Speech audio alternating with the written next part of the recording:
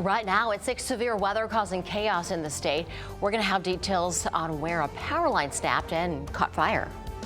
And storms across state lines. How people in Tennessee are picking up the pieces this morning after this weekend's deadly tornado.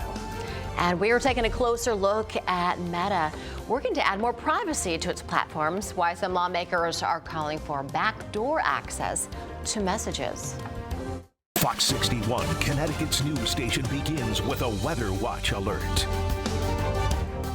Good Monday morning. Thanks for joining us here at Fox 61 at 6. I'm Erica Arias. And I'm Symphony Privet. Much of Connecticut drenched this morning as a massive storm brings several inches of rains to the state. Meteorologist Rachel Piscatelli getting us up to speed now. Good morning. Well, the good news is the worst of it is moving out of the area. So the winds have backed off a bit. Yesterday we were forecasting gusts towards about 40 to 50 miles per hour. Luckily, we don't have that out there now, and the worst of the wind is over with. We still have rain to deal with for your morning commute, so that's something you'll have to be mindful of, picking up close to 5 inches of rain already in portions of the state. You can see these flood warnings are in effect for most of the state, a good portion of it anyways. Hartford is the latest one to be included on that. That is going to continue through about 9 a.m. this morning. A flood watch in effect for most of the state. That is till 7 p.m. this evening, and that is due to rivers and streams. They are going to continue to rise well after the rain leaves us.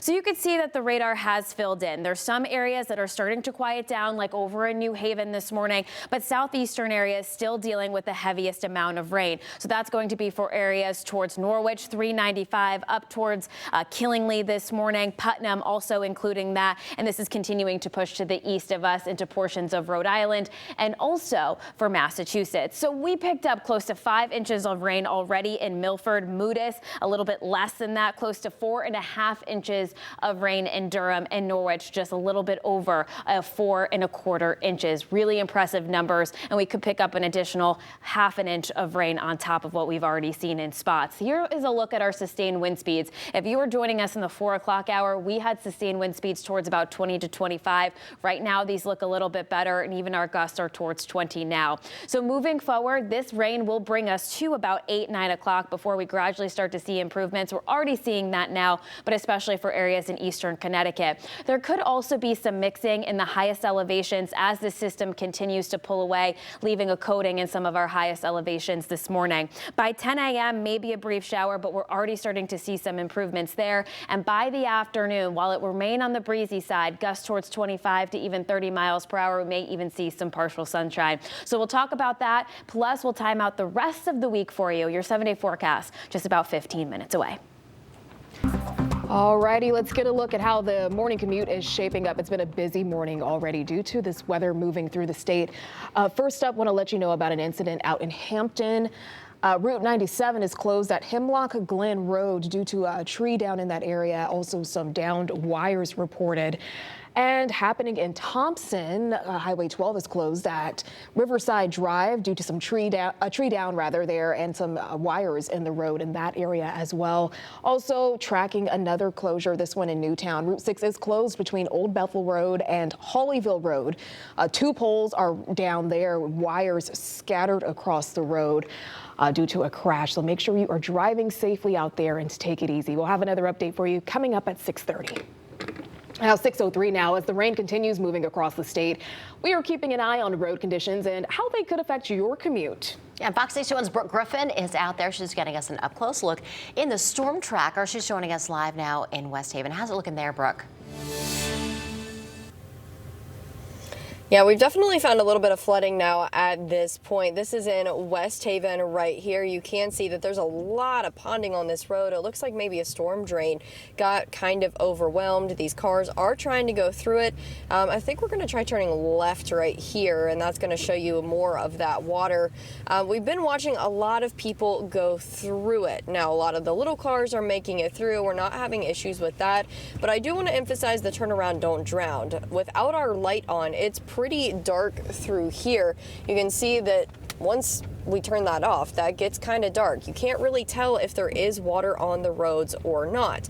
Now, this is right near Beach Street. We're right along the coast at this point. There is a lot of water that typically comes up in these situations, but that's just one of them. Now, we didn't know at first just how deep that was going to be, and you never know. You have to turn around, don't drown.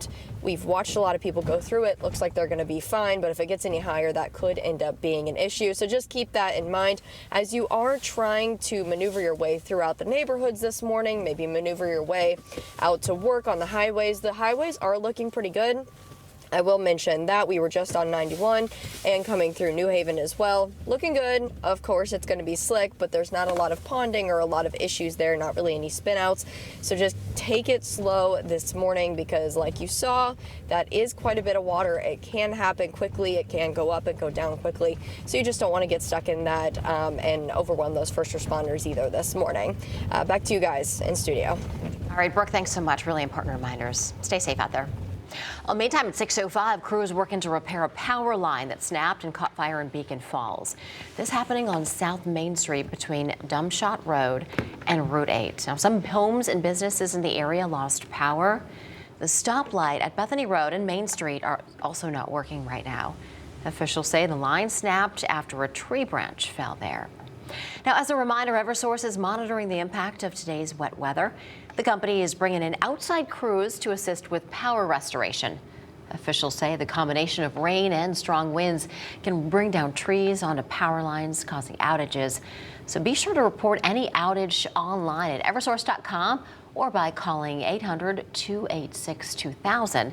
You can also sign up for text features to report an outage and receive updates from your phone as they happen.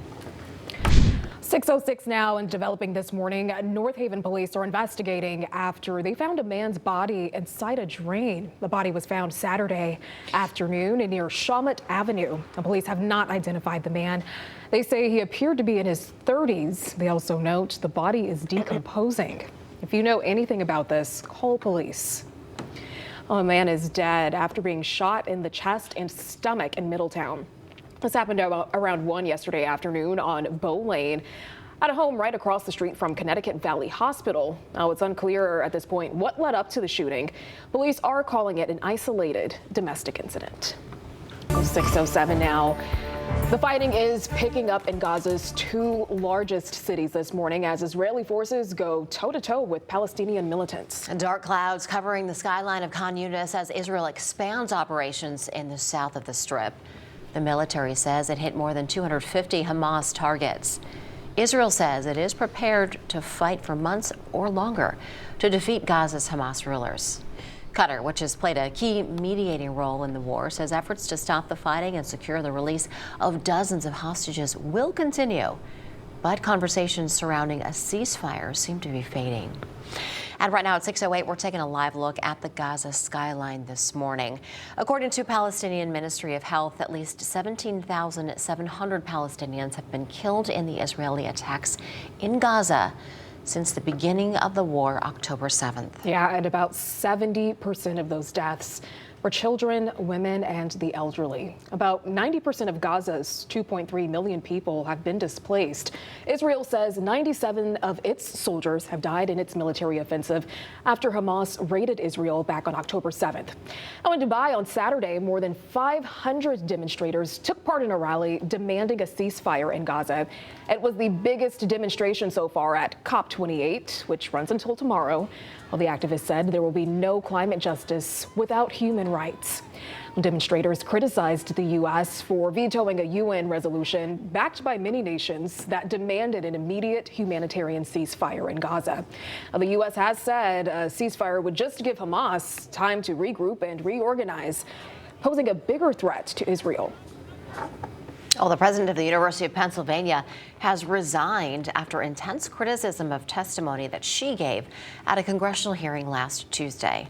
Liz McGill did not say under repeated questioning that calls on campus for the genocide of Jews would violate the school's conduct policy. McGill was in her second year as president of the Ivy League school. A statement from the university says McGill will remain a tenured faculty member at the law school. And today, President Joe Biden is going to host a White House celebration to celebrate Hanukkah. This effort aims to denounce the rise in anti-Semitism across the country. Earlier this year, the Biden administration announced that it called the first ever national strategy to counter anti-Semitism.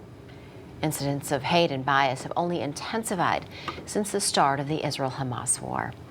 And as the war between Israel and Gaza continues to play out, Connecticut's news station remains committed to tracking the latest in the Middle East and the impacts it's having here at home. Download the Fox 61 News app for updates and keep up with us on air and online at fox61.com.